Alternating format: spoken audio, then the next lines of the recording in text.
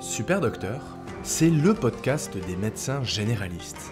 Le podcast qui vous transmet les recommandations de bonnes pratiques et les résultats des grandes études qui vont changer vos habitudes. Super Docteur, c'est la découverte de méthodes de soins innovantes et des interviews de soignants inspirants qui boosteront votre motivation. Un contenu court et pratique chaque semaine pour tous les médecins. Bonjour à tous et bienvenue dans Super Docteur, le podcast des médecins généralistes qui redonne de la noblesse à notre métier. Aujourd'hui, on s'attaque à un sujet à la croisée de la médecine libérale et de la stratégie patrimoniale, acheter les murs de son cabinet. C'est une question que beaucoup de médecins se posent. Est-ce qu'il faut rester locataire toute sa carrière ? Ou bien profiter de l'occasion pour investir dans ses propres murs et transformer une dépense en actif ? Pour y voir clair, j'ai le plaisir de recevoir à nouveau Aymeric Roche, radiologue, investisseur aguerri et mentor pour de nombreux confrères qui veulent reprendre leur contrôle sur leurs finances. Avec lui, on va explorer les raisons qui poussent de plus en plus de médecins à franchir le pas. Quels sont les avantages concrets à devenir propriétaire de son local pro ? Quels montages juridiques sont possibles ? Quels pièges éviter avant de signer ? Et surtout, comment cet achat peut s'intégrer dans une stratégie retraite globale et cohérente pour un médecin libéral ? Si vous êtes installé, en réflexion ou tout simplement curieux de faire les bons choix pour votre avenir, cet épisode est fait pour vous. Salut Aymeric. Salut Mathieu. C'est toujours un plaisir de te retrouver mon cher Aymeric. On entend de plus en plus de médecins parler d'acheter leur mur. Toi qui as accompagné pas mal de confrères, est-ce que c'est une vraie tendance ou alors un simple effet de mode ? Écoute Mathieu, je te dirais bien que c'est ni l'un ni l'autre, c'est surtout une stratégie extrêmement intelligente. Parce que l'achat de ces murs professionnels, c'est quelque chose qui est une évidence absolue quand on connaît le sujet, quand on comprend les enjeux. On va bien sûr revenir en détail sur ces éléments qui permet deux volets. On peut l'aborder en introduction d'emblée, hein. Un volet sécuritaire qui est le fait de disposer librement de ses locaux comme on le souhaite et d'exercer, du coup, d'avoir un certain degré de liberté dans son exercice médical. Et le deuxième, c'est un volet financier parce que c'est un levier à la fois d'optimisation et à la fois de capitalisation pour créer du patrimoine d'abord et puis éventuellement préparer sa retraite.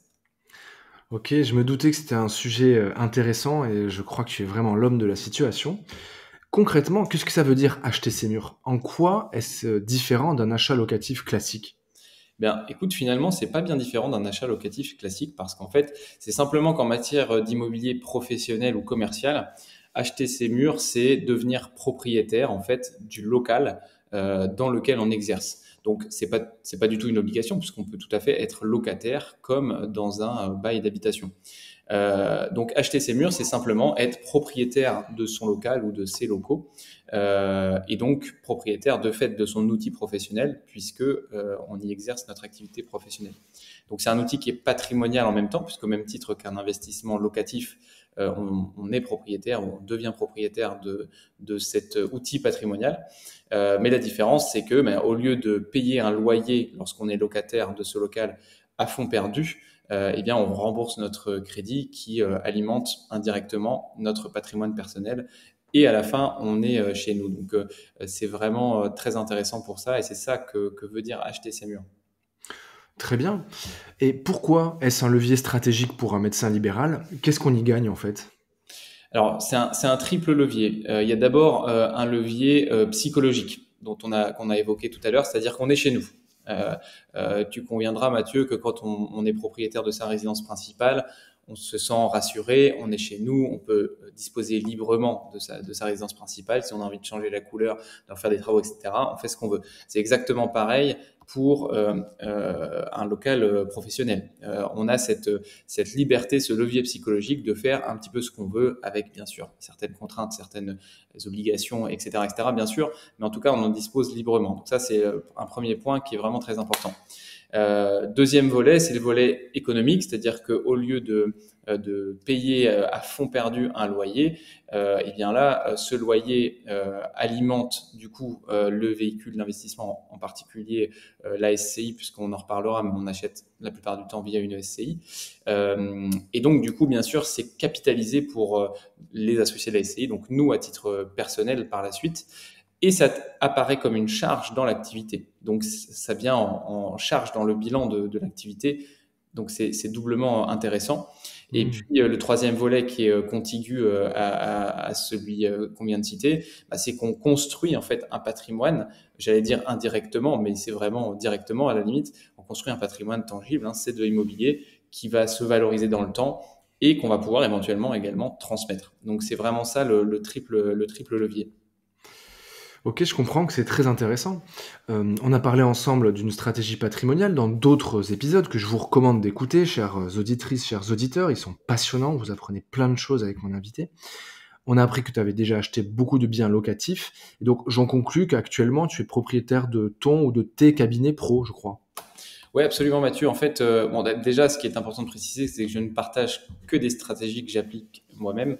Ouais. Donc, je me garderai, bien entendu, de donner quelques conseils que je n'ai pas appliqués à moi-même. Donc, je suis effectivement, à titre professionnel, associé à plusieurs radiologues dans un groupe de radiologie. Et quand c'est possible, parce que ça n'est pas toujours possible, on devient propriétaire de nos murs de cabinet ou de nos murs de clinique. C'est pas toujours possible parce que parfois, on se doit d'exercer à un endroit, par exemple dans un établissement de santé, et l'établissement de santé ou le propriétaire des murs ne souhaite pas se séparer de ses murs. Donc c'est pas toujours possible.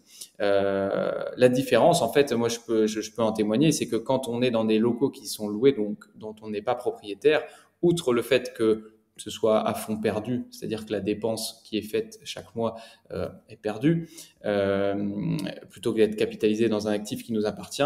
C'est surtout, c'est une vraie souffrance quand on a besoin d'adapter nos locaux et que le propriétaire en face bloque pour une raison X Hmm. ou Y. Ça peut arriver d'ailleurs qu'il y ait des blocages qui soient politiques ou équivalents, tu vois, pour une activité qu'on ne veut pas que tu développes, tu vois, Hmm. ce type de conflit qui va bien au-delà d'une problématique purement immobilière.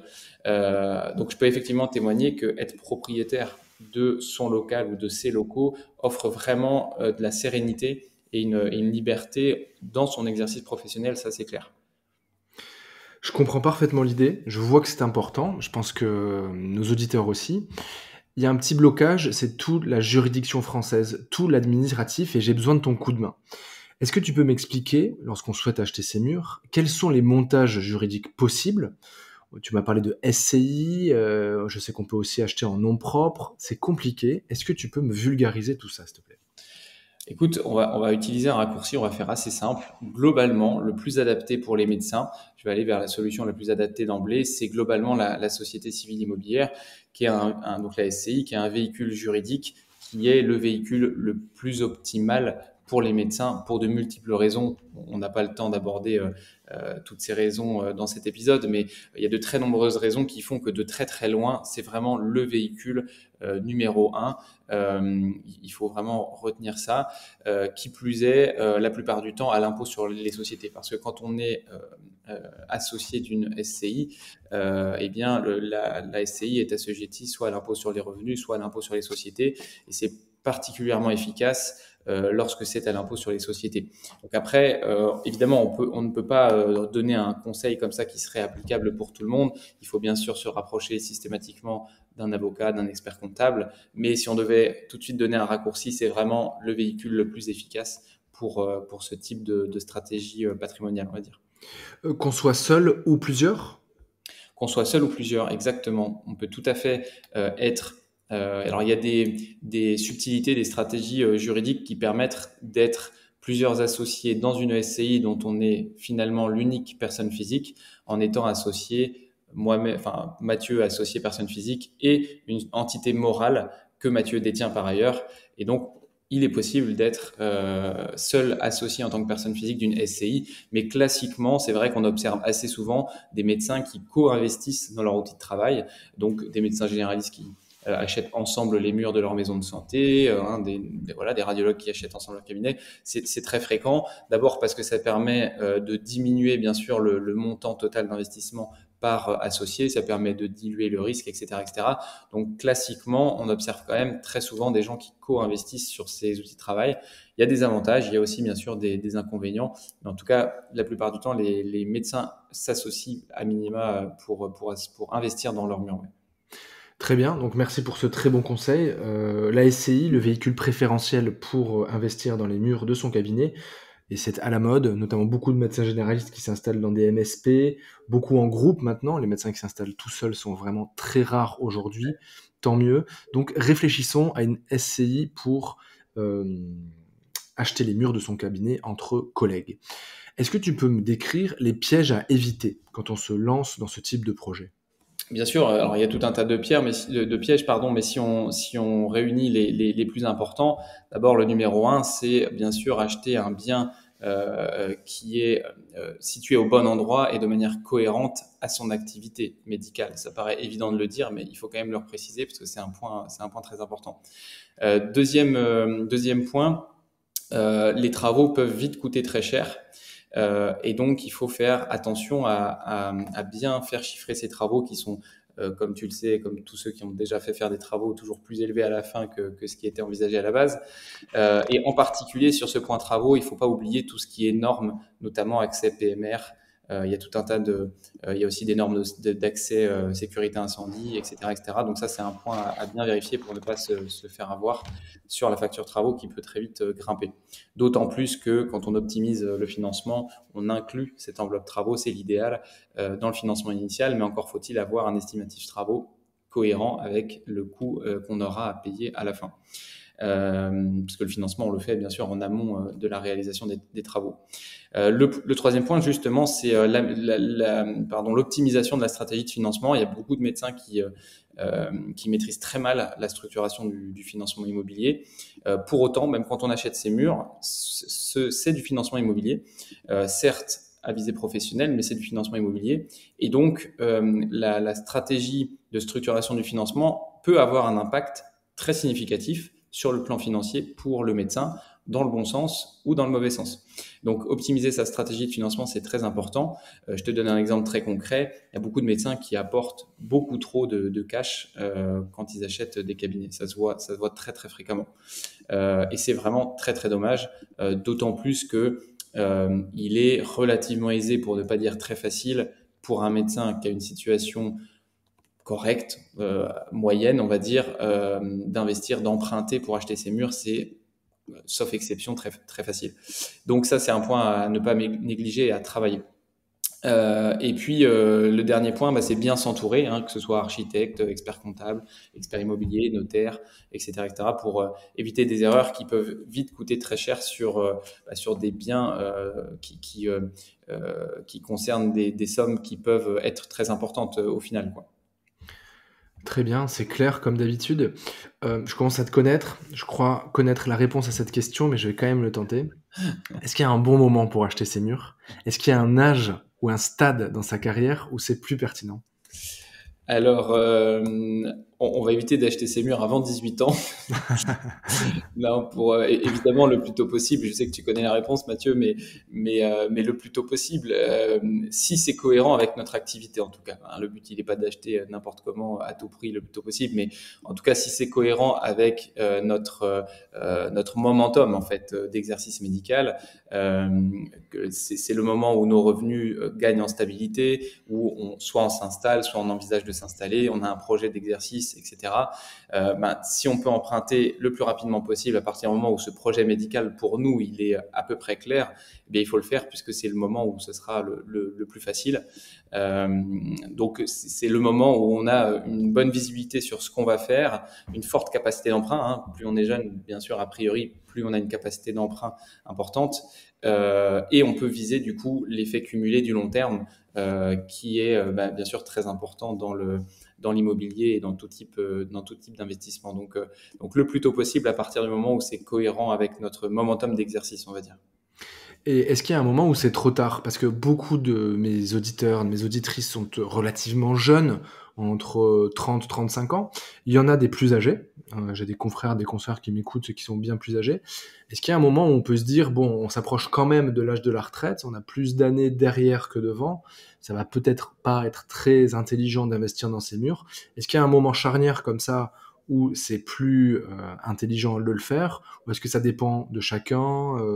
Est-ce que tu as des Alors, éléments évidemment, là-dessus? ça dépend de toutes les situations, mais l'effet de levier possible en immobilier, on l'a déjà dit plusieurs fois, c'est-à-dire investir un capital qu'on n'apporte pas de nous-mêmes, est toujours intéressant. Maintenant, plus on est âgé, plus il va être difficile d'avoir des financements de durée longue ou très longue, plus il va être difficile aussi d'avoir des assurances emprunteurs, parce que parfois, si on a eu un ou plusieurs problèmes de santé, euh, potentiellement on peut tout simplement être bloqué définitivement. Il suffit d'un Hmm. problème de santé un peu sérieux pour ne plus pouvoir être assuré et donc ne plus pouvoir emprunter. Ça, il y a beaucoup de jeunes qui l'oublient. Il suffit qu'on ait un accident demain et toutes ces opportunités de pouvoir créer un patrimoine s'effondrent du jour au lendemain du fait de ce problème. Et on sait très bien, on le voit au quotidien, que ça n'arrive pas qu'aux autres.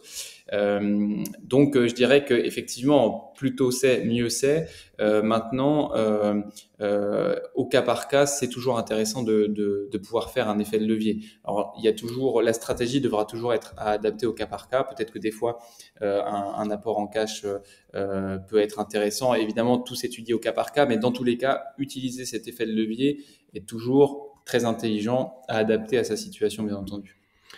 Très bien, donc posons-nous la question d'acheter les murs de notre cabinet et le plus tôt possible. Je sais que tu es un fin stratège, Emeric, et donc j'imagine que tu recommandes de lier cet achat à une stratégie retraite un peu plus globale. Et est-ce que tu peux m'expliquer un petit peu tout cela? Alors en fait, je te remercie Mathieu pour ton commentaire. Euh, Non seulement c'est pas qu'on lie cet achat à la stratégie de retraite, c'est que c'est un des piliers fondamentaux de la stratégie de la retraite pour ceux en tout cas qui en ont la capacité.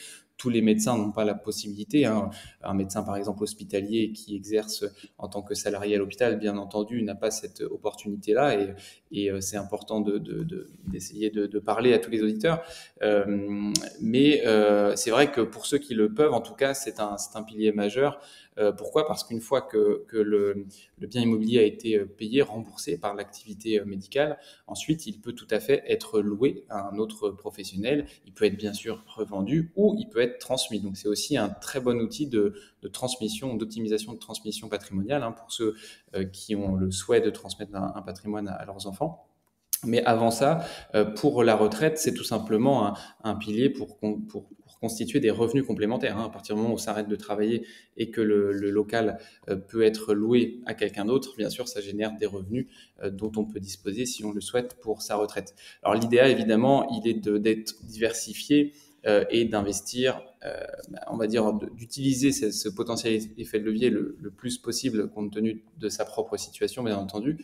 Et j'en profite pour dire que là, on parle bien sûr d'investir dans ces murs de maison médicale, par exemple, d'exercice médical. Mais par exemple, pour un médecin justement hospitalier qui n'aurait pas cette possibilité-là, il faut savoir qu'on peut tout à fait investir dans des murs de profession médicale ou non médicale, voire même commerciale, dans des murs de commerce, exactement de la même manière. Donc, ça fait partie, moi-même, j'ai investi dans plusieurs biens commerciaux. C'est un excellent investissement à partir du moment où les fondamentaux sont respectés. Mais en tout cas, voilà, il faut transposer tout ce qu'on s'est dit. Le médecin peut acheter ces murs pour exercer son activité, mais c'est vrai pour absolument n'importe quelle activité médicale, non médicale, commerciale, etc., etc. Donc, on peut tout à fait transposer cette stratégie à n'importe quel secteur d'activité, ce qui ouvre du coup la voie à ce levier pour tous ceux qui n'ont pas la possibilité du coup d'acheter leur mur. Et ça, c'est un levier vraiment de très bonne qualité à exploiter. Très intéressant, je te remercie infiniment. J'ai encore appris plein de choses. On a parlé ensemble d'immobilier lors d'un précédent épisode, de retraite, maintenant de l'achat des murs d'un cabinet. C'est déjà beaucoup plus clair. Je te remercie, Emeric. Est-ce que tu peux me dire où est-ce qu'on peut te retrouver, te contacter, profiter de ton expertise et de tes conseils? Oui, avec plaisir, Mathieu. Bah, écoute, j'ai fait une formation qu'on a déjà partagée, donc où je partage mon retour d'expérience et puis les grandes clés stratégiques et les erreurs à éviter en matière d'investissement immobilier. Donc tout ça, vous retrouverez tout ça dans la page d'inscription qu'on mettra sous l'épisode du podcast. Autrement, vous pouvez bien sûr me contacter directement par mail ou sur LinkedIn. Ce sera un plaisir d'échanger et de vous répondre. Le message est passé. Merci encore. À bientôt, Emeric. Merci à toi, Mathieu. À bientôt. Salut. Bravo, vous êtes bien arrivé à la fin de cet entretien. J'espère qu'il vous a inspiré et apporté des clés utiles pour votre pratique. Pour ne rien manquer des prochains épisodes de Super Docteur, pensez à vous abonner dès maintenant. Si mon travail vous plaît, parlez-en autour de vous, à vos consoeurs, vos confrères et même à vos internes. Et si vous voulez me soutenir, laissez-moi une belle note de 5 étoiles sur votre application de podcast préférée. C'est rapide, ça m'aide énormément, et surtout ça permet à d'autres médecins de découvrir ce contenu pour que l'on partage ensemble nos idées et améliorer nos pratiques. Merci pour votre écoute, et à très bientôt.